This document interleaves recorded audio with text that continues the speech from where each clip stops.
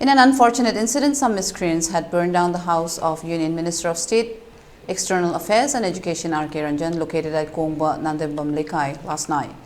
The incident took place around 10:55 p.m. According to reports culled from the spot, some unidentified miscreants came and torched the house. The report further said no one was at the house as the minister and his families are in Delhi. The neighbors tried to douse the fire, however they could not. Manipur fire services came late in the night and completely doused the fire. Our video journalists Langamba and Handoiba reported from the spot. Take a look.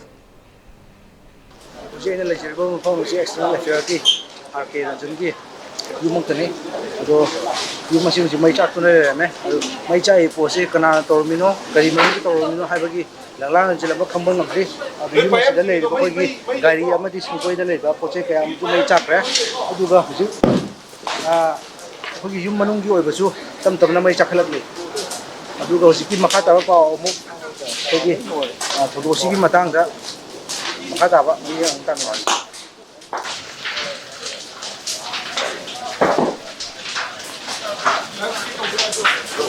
wow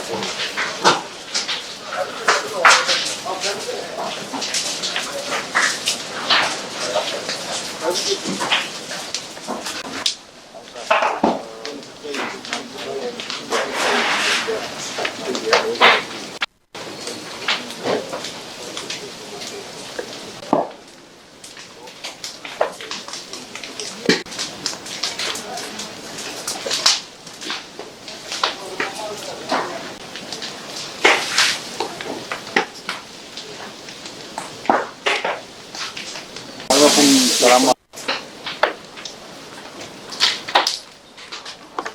pamimu agak lepas ini.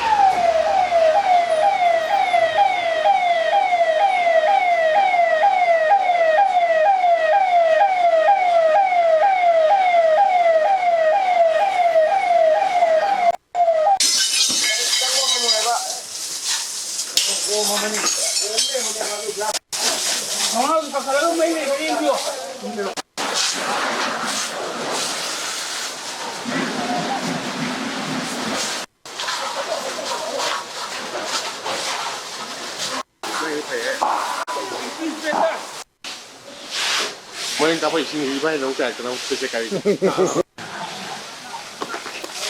Ya. Kira masih di matangga, kameramen.